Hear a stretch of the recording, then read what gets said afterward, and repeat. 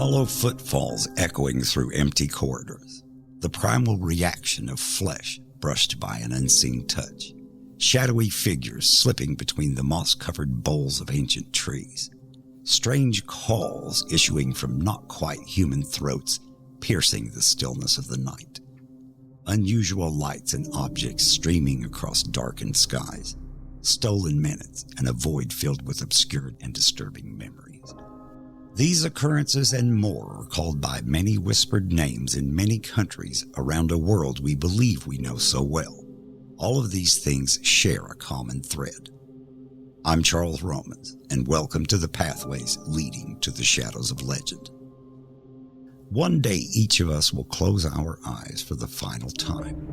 Our hearts will slowly cease to beat, and our last breath will whisper through silent lips as we leave this existence behind. Yet is this truly the end? Do we simply cease to be as the last spark races from our brains along cooling neurons to its final destination in oblivion? Or does the part of us that is uniquely our own continue beyond the grave? Is there existence beyond the temporal? And if so, what mysteries might that existence hold? There are those who would have us believe that our lives end with our final tomorrow, that the physical world is both our beginning and ultimate end. There are also those who reject this explanation, instead contending that the physical world is simply one aspect of an existence which may stretch on through eternity.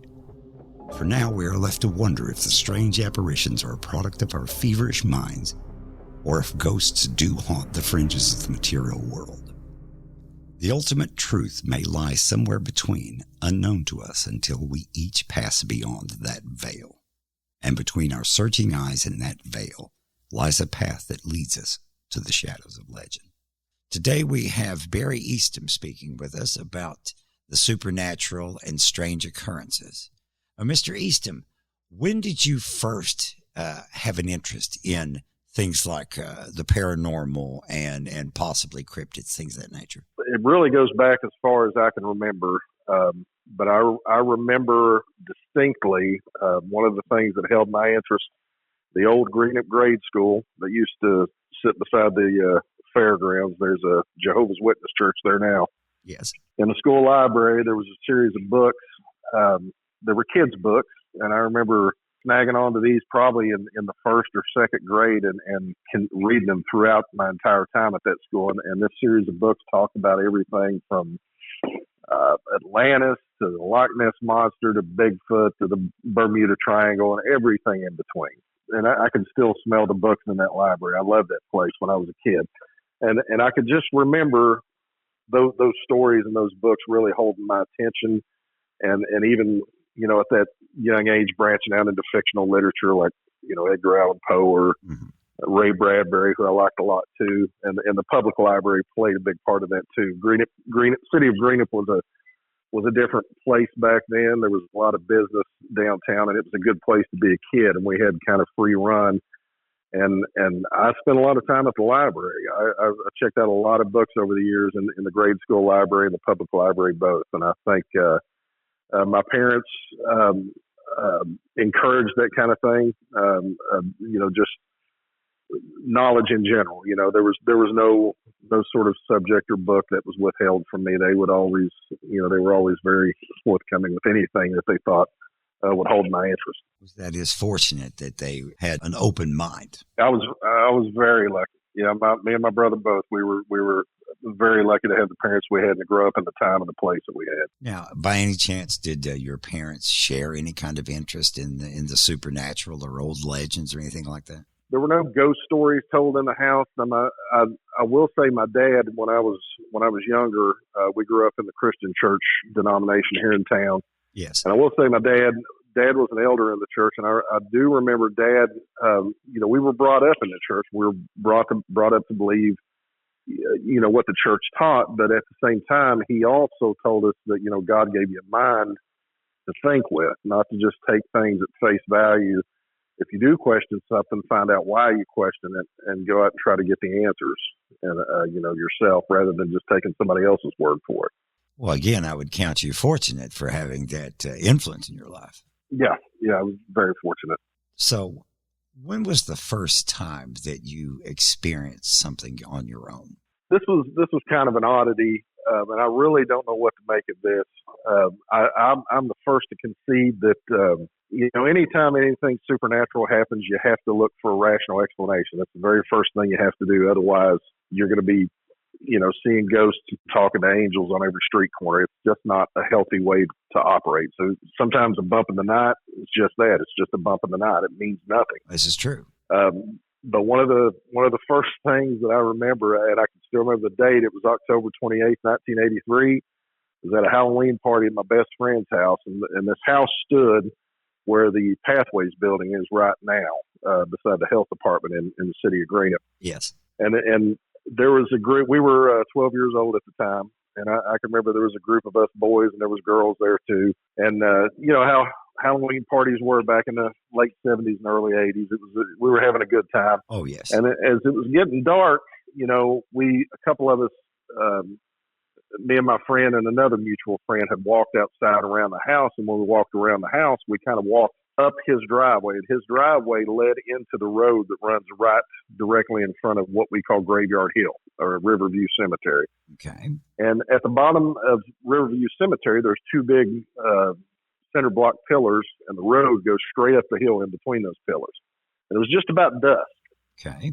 And I can remember walking around the front of the house, and we had walked up to the top of his driveway talking about whatever it was we were talking about. And we looked, and about 20, 30 feet up the road, there was just a black shadow, just kind of standing there. It looked like somebody standing in the middle of the road.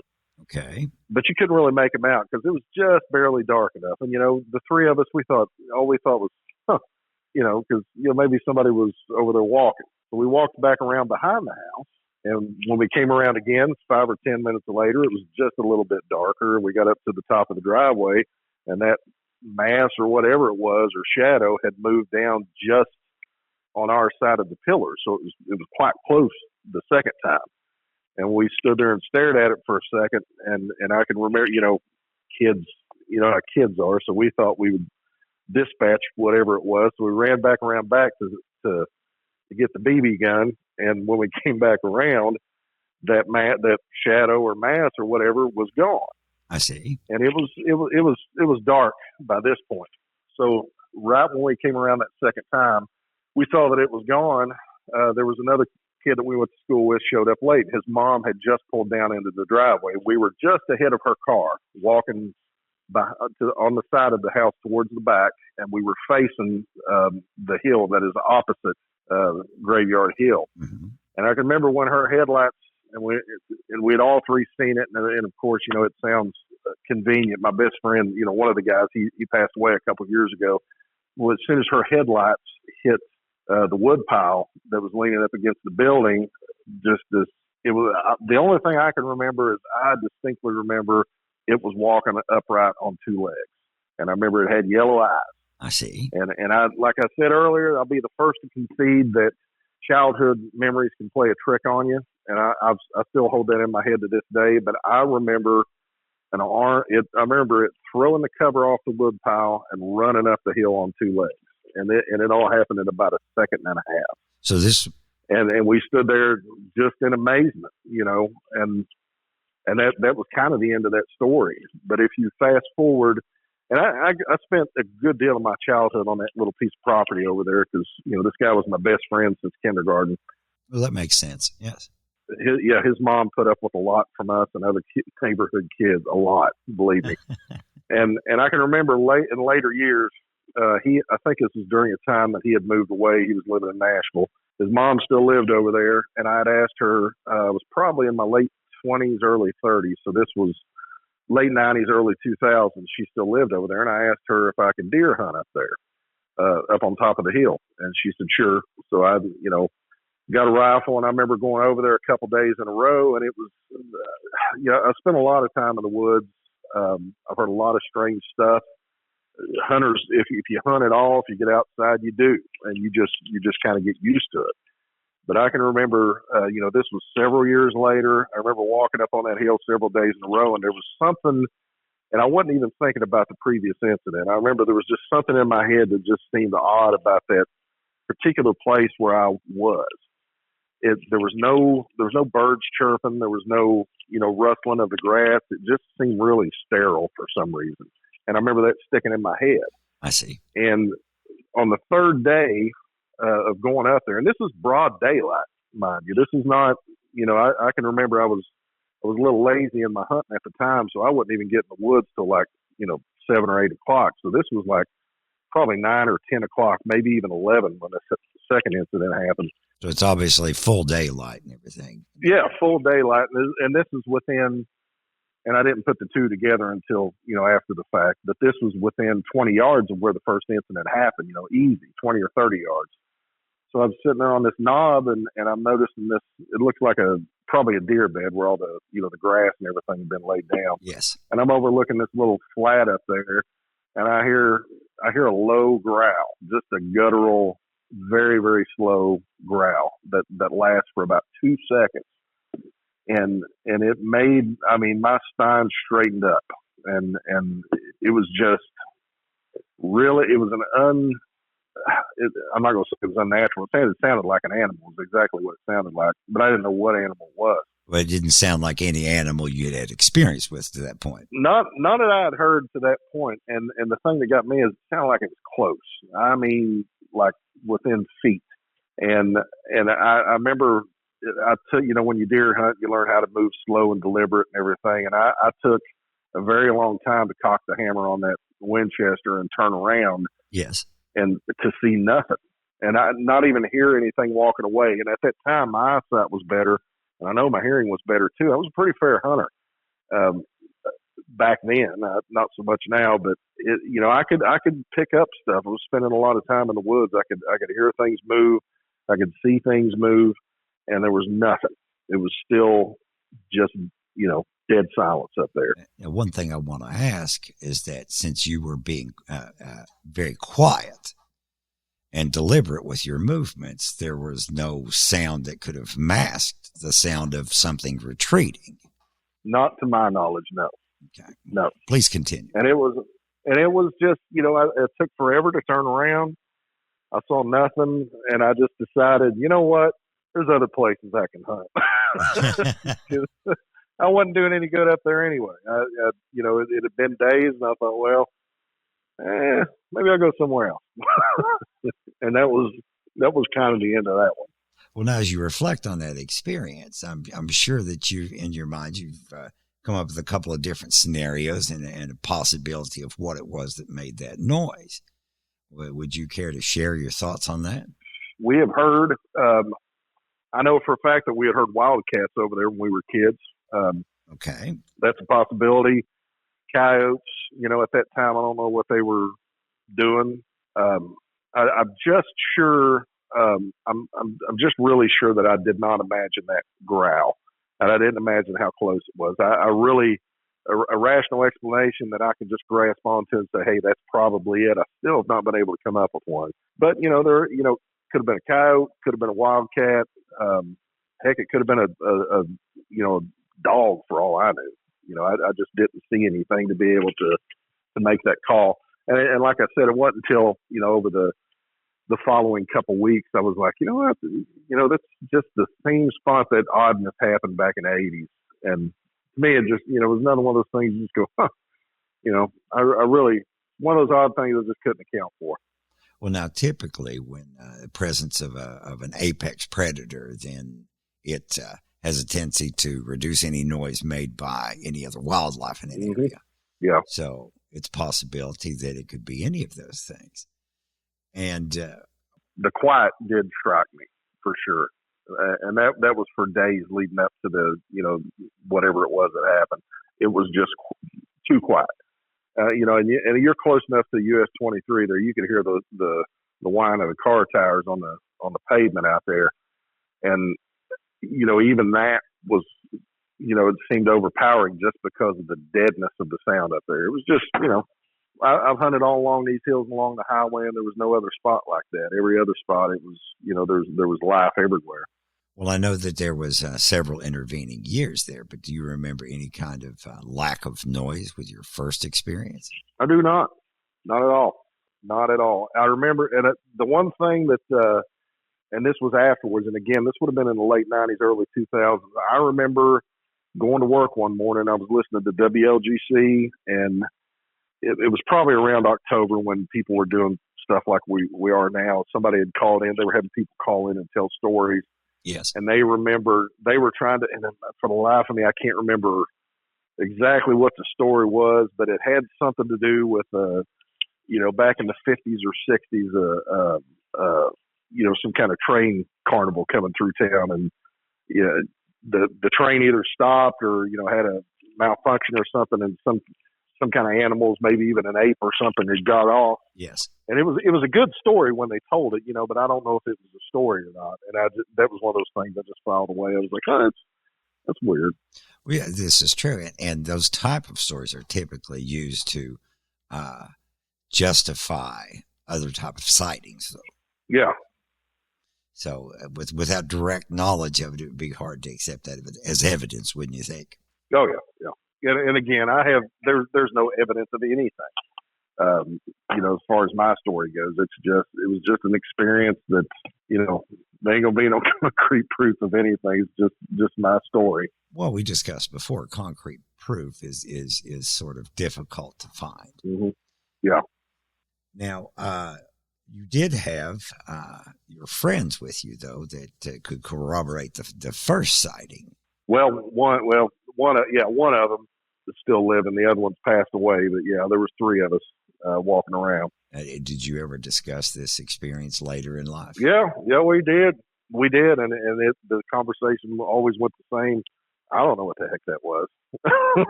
Well, and that type of thing is common because you have a strange experience, and if it doesn't recur, you have nothing to judge it against.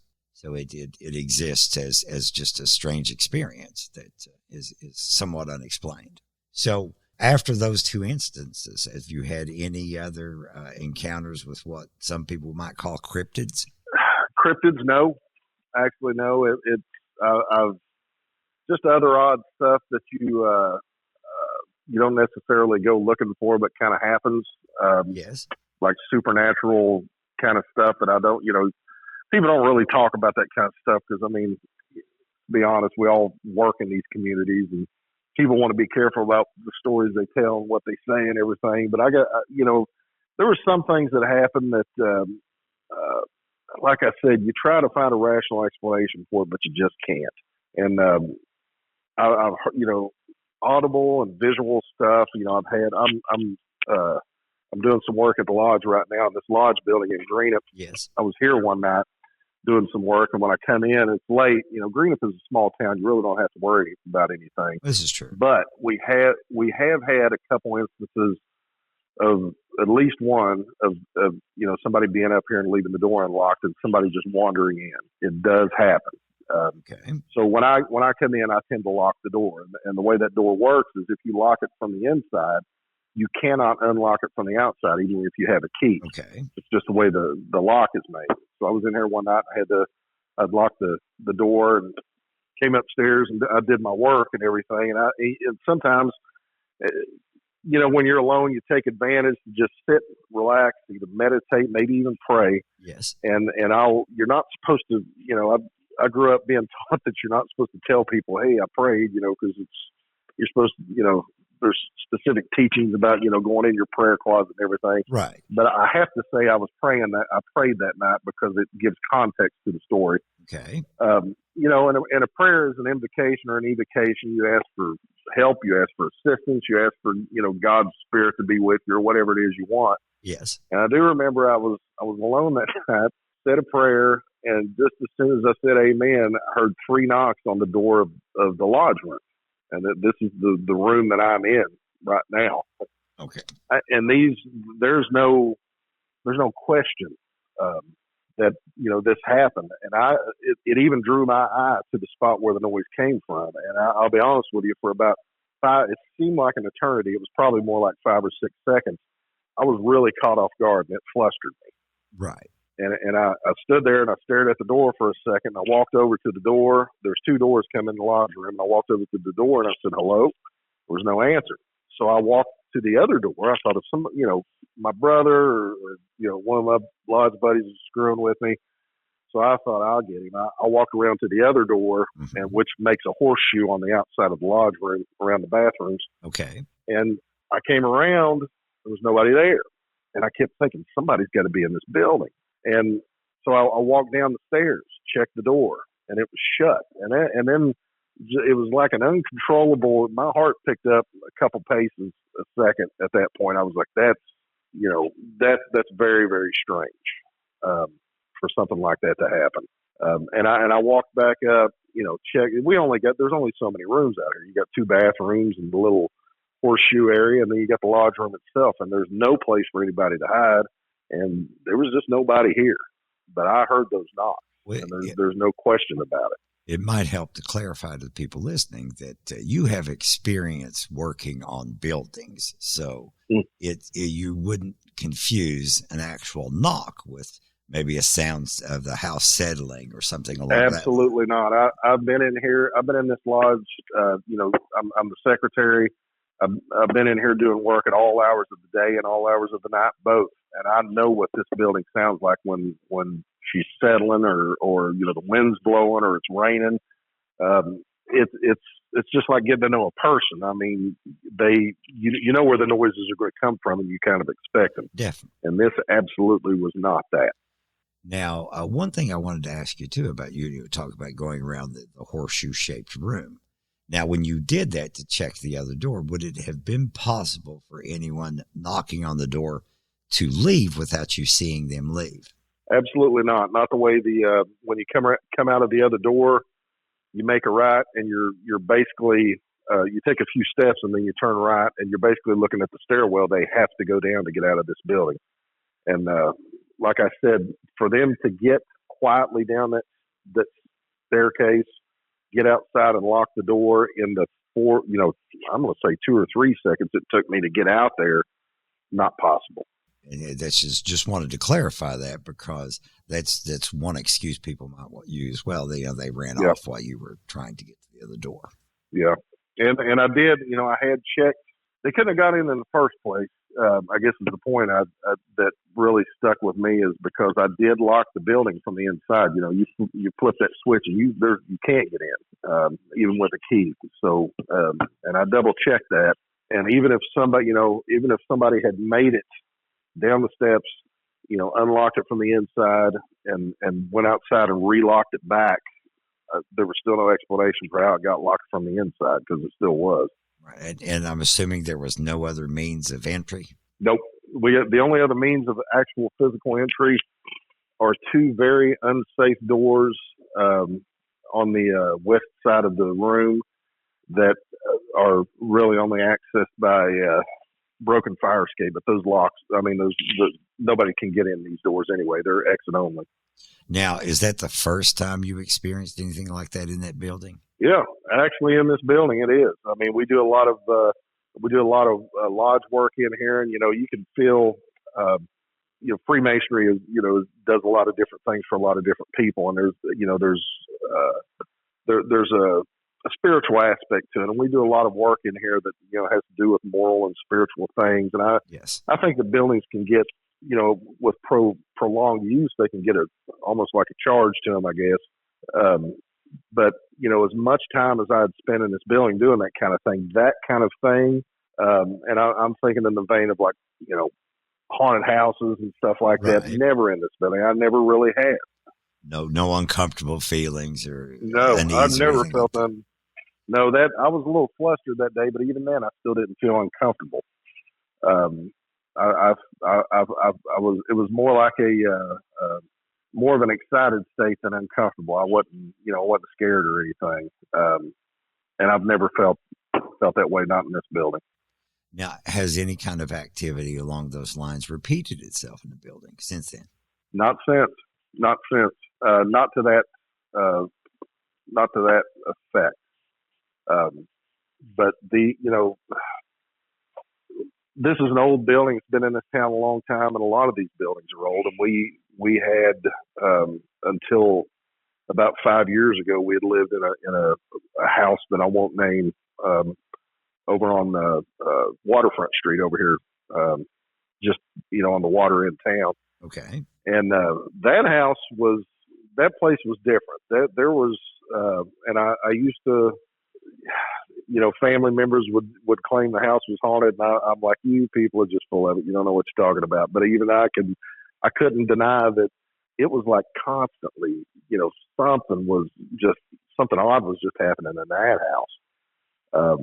And when we started to remodel this house, we found items that had been placed in the wall when they plastered them, and we found out later that people, somebody told my wife that people would place personal items in the wall, and they called it, and I don't know who told her this, said they called it the spirit of the house. I see. And we found like a baby's hat, a couple shoes, just little personal items, and all sorts of weird stuff placed in the wall, like in the same spot.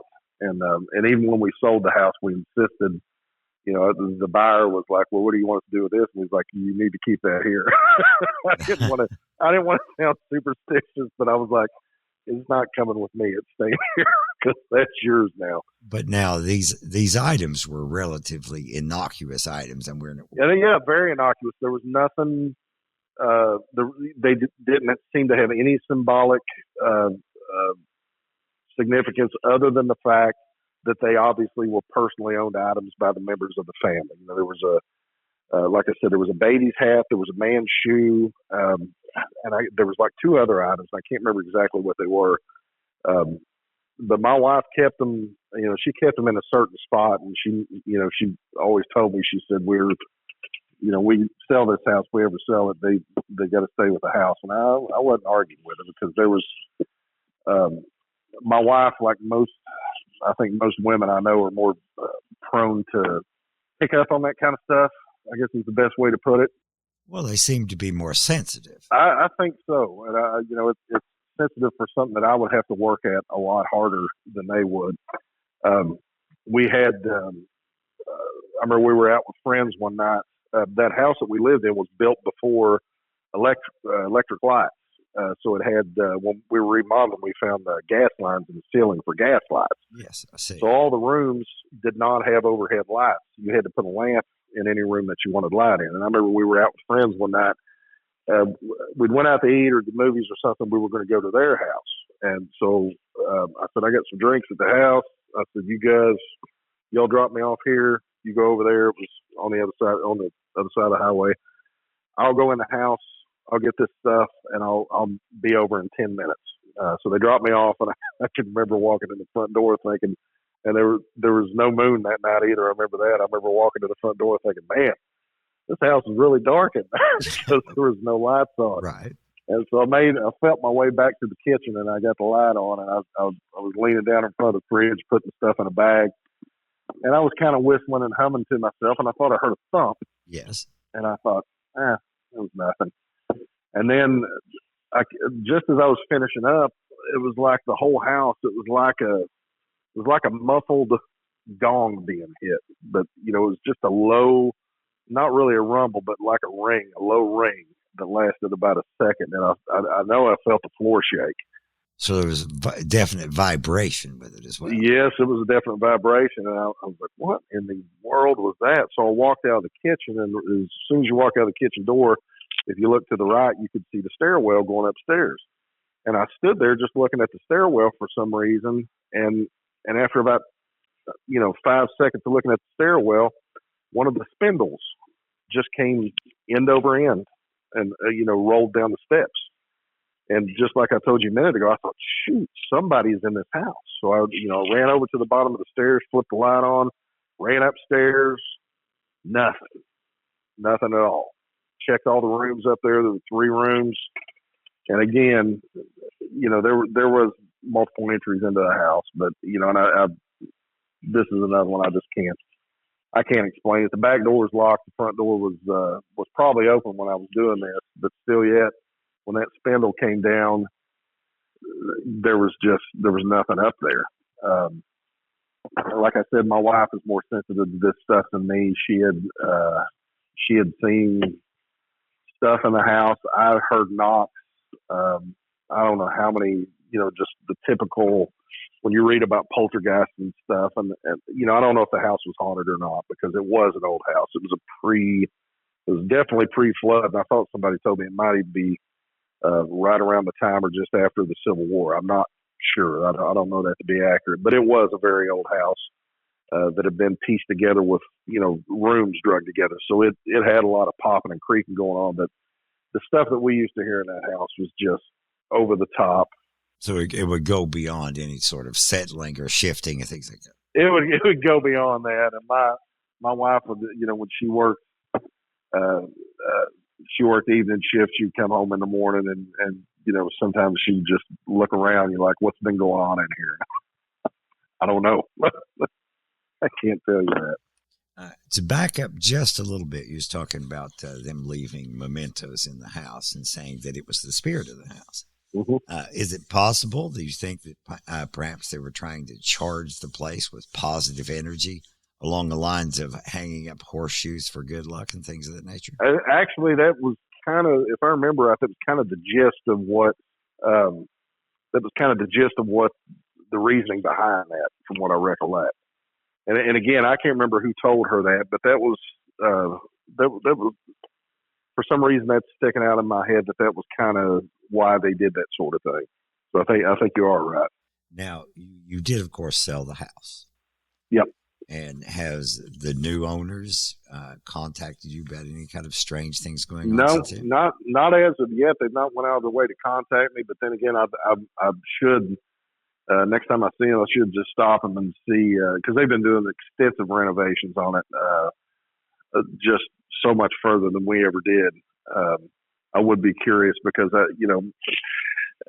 don't know. Some people think when you go to, you do that kind of renovation, you either just destroy that element of it, or some people think that it gets worse because whatever lurking around doesn't want the change to happen.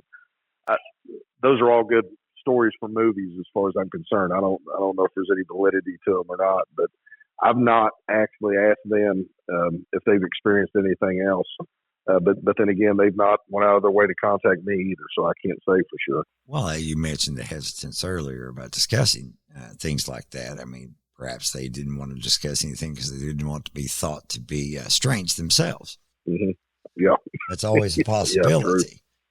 Yep. But there are several schools of thought that think if you disturb something like that it does, change the energy in a place from positive to negative. Yeah, and I think you can. I think that it's that part of the the ether or whatever it is. I think it does. It gets charged by the personalities and the will and the intentions of the people that occupy those places. I think that is very possible, and that it's kind of like it can be kind of like a spiritual tape recorder, because you don't have to believe in any of this stuff to know that most people have been to a place, and I can say this, like when I was sitting in the woods that day, I didn't necessarily think it was a bad place, but I knew I wanted to be somewhere else. I didn't want to be there. There are some places that are just unsettling. They're just unsettling. You have no idea why. You've never been there before, but I think that kind of thing hangs around, and it can manifest in ways on our physical anatomy and our spirit and our psychological makeup that we just don't understand. And I would agree with that, because we're still trying to learn everything there is to learn about how our bodies operate and how we perceive things and everything else. Yeah, a person has to maintain at least a moderately open mind. Yeah. Now, with both of these instances, I guess I should say all three instances that you mentioned, you didn't mention being afraid at all. I know that there was the concern when the spindle came down the stairs, but your concern was that someone had broken your house. Yep. Have there ever been a time when you've experienced something like this and you felt threatened, for instance? Let me think about that a second. I don't really think so. I can't say I've ever felt, and threatened would probably be the best way to describe it, because that makes it's all natural alarms and reactions. I don't think I ever really have, at least not to this point. So, moving forward here, discussing the supernatural as a whole, what do you think people find fascinating about the supernatural? Well, it's the element of the unknown. I mean, we it's not a science. You can't quantify it, and every one of us are born to die. We're the minute you're born, you're headed toward that big door at the end of eternity, and the closer we get, I think it's only natural that as being above the animals, that we have that in our makeup, and we all throughout history, we've been mankind, no matter where they're at. I mean, we've come up with means of dealing with that, trying to, depending on your outlook, some people claim you're just trying to placate yourself because, you just don't know. It's a possibility, yes. And, religions talk about faith but other religions talk about gnosis, or knowledge, and not knowledge, but knowing something to be true. And and for me, that's, faith is an important thing. I think you do have to have faith, but I think that through repetitive, positive spiritual actions and discipline and, trying to do the right thing and live right and all that stuff, I think it is possible for a person to reach a state of gnosis or knowing. And that's when, as it says in the Bible, the scales fall away from your eyes and then you see. I see. And I can't remember the passage in Ezekiel or Isaiah. It talked about, and the allegory of this, it was just beautiful, and it was, terrifying at the same time. Talks about, being in this battle, and he wanted his cohorts to just get a glimpse. He asked for the veil just to be pulled aside for a second so they could see the multitude of those, spiritual armies that were at their aid, and they were given that sight for just a split second. And I think that for most of us, that, peering through that veil is something that people either can't do or don't want to do. I see. And I think it can be done, but it's not something that's going to be given to you. Something's got to be laid on the altar for anything like that. I think there has to be a sacrifice made, like I said, be it through, a discipline of some sort or spiritual practice. I think it's something that can be done, but you really have to work for it. So now, of course, you're implying that it takes dedication and concerted effort to do this. Yep. Now, do you think that's one of the reasons why most people typically don't understand things and see things? Well, partially, yes. It's we're a spirit, and these are my thoughts and mine alone. Yes. Okay, this, I speak for nobody else but myself. I see. Yes. I feel like we're spiritual beings living in a material world. So we got to find some way to strike that balance. And unfortunately, the pull and the weight of the material world and the plane that we live on is very heavy. I see. And like I said a minute ago, it gets us to a point that, not only, like I said, some people can't do it. Some people just don't want to. They really don't. They're happy. They're content, to live their daily lives, enjoy the temporal pleasures that we have here on this planet, and just, you live out your 70 or so odd years or whatever you're going to be granted, and that's it. And that's okay for some people. Well, there is the old saying, ignorance is bliss. There is some credence to that. Ignorance is bliss. Mm-hmm. And, but for some, it's not, and I think it's not, I think it's ingrained in all of us to a certain extent. Some of us, want to try to suppress that, but for others, it's a genuine calling. I mean, you have no choice. You're compelled to find out. It doesn't matter. You couldn't avoid it or ignore it if you wanted to. It's just the way it is. So, how would you describe yourself as a believer or a skeptic, for the most part? Well, I have no problem saying I'm a Christian. I'm not a I don't know any mainstream minister who would call me an Orthodox Christian by any means, but I am a believer. I believe that stuff does exist. I do question certain. The only thing I question is certain manifestations of it, because I think if somebody wants to see the Virgin Mary in a piece of toast bad enough, they're going to, no matter what. You can't change it. Well, there is precedence for that. Yes. Yeah. So I just think everything needs to be weighed and measured. Like I said, otherwise you'll just be living in a dream world. And I don't think we're called to do that. And, unfortunately, we are in this material world, and we need to function like God intended us to. And I think the big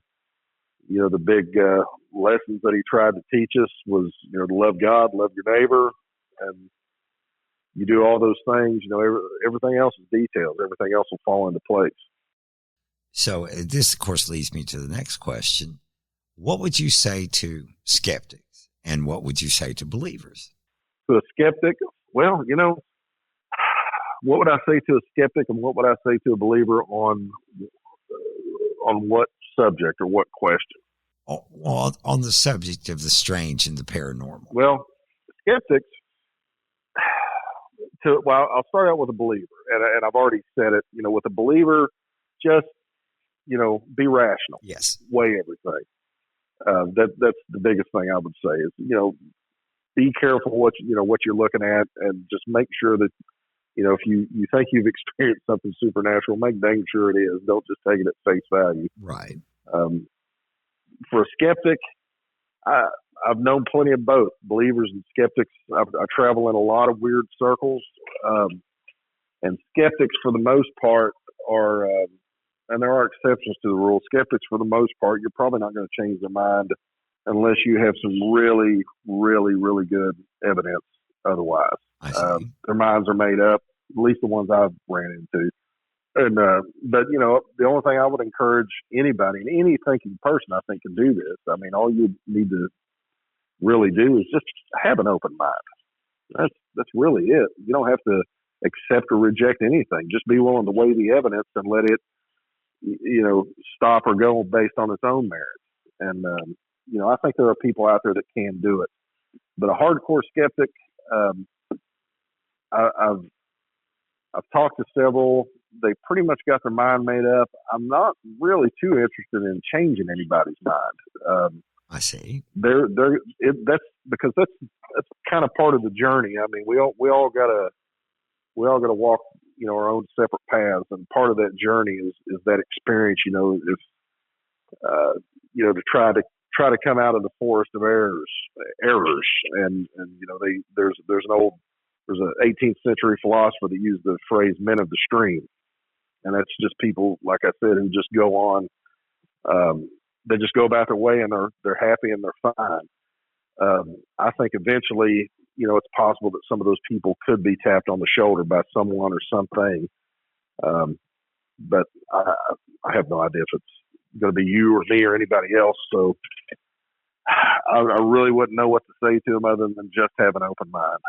So would it be fair to say that you would recommend to people that it really it's okay to not know, but leave yourself open to possibilities? Absolutely. And I mean, it has to be okay to not know. I mean, look at us. Like I said, none of this is quantifiable by science. None of the stuff that people talk about, ghost telepathy or ESP or any of this stuff that that's considered a spiritual science. You just can't weigh it, you can't measure it, you can't catalog it. Most of it is took on faith. And empirical evidence is a very rare animal. Yeah, and it's been tried. I can remember reading stories about James Randi going around with people, going around in circles with them, and with guys like who's the spoon guy, Uri Geller. Yes. Guys like that. And, you got varying degrees of people saying, well, this guy's right or that guy's right. And unfortunately, you got people who prey on that stuff too. I mean, you got the one thing that really I do believe in it. Like I said, I'm a Christian, and to be a Freemason, you gotta believe in a higher power in the afterlife too. Yes. And there are people that prey on that. And that's one of the most vile things that I can think that a person can do to another human being, is to take that hope and in a lot of cases sorrow, like a medium would, and they've been caught in the past, and use parlor tricks to make some poor soul think they're talking to their dead father or their dead daughter or son or something. Right, and this would be the other end of the spectrum, where people believe anything. And it's just a horrible, it's just a horrible thing for somebody to do to another person.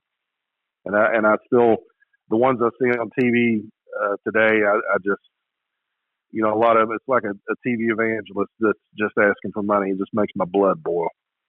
It's understandable. You're being sincere about things. Then finding someone that's insincere and predatory would actually infuriate you, I'd imagine. It would have to.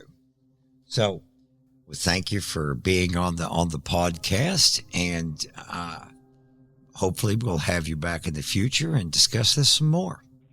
I have enjoyed this very much, and I want to thank you for asking me. I'm flattered you did. Honestly, I just kind of came out of the blue. I really, really enjoyed it, and I would love to talk again. I really would. Well, you're very welcome, and you've been a wonderful guest. Actually, you have lucid points, and I think that your credibility in this is high. Thank you. You're welcome. This is Charles Romans, and on behalf of myself and our guests, thank you for joining us on this walk through the shadows of legend. If you like what you heard, please follow us and visit our website at shadowsoflegend.com and support our Patreon page to help keep the content flowing. And if you would like to be a guest and share your own brush with a stranger paranormal, don't hesitate to email us and include a contact number. The strange and surreal, the normal and the paranormal are all aspects of the world in which we live. As you reflect upon the stories we have shared, keep in mind that the people sharing these stories are actual, real people just like us. Were the stories shared compelling enough to be given credibility, or should they be relegated to the deeper part of the shadows? But when determining this, it might be a good idea to keep an open mind, because when we look around, we might discover that our own world is less brightly lit than we once thought. Until next time, I'll be waiting for you in the shadows of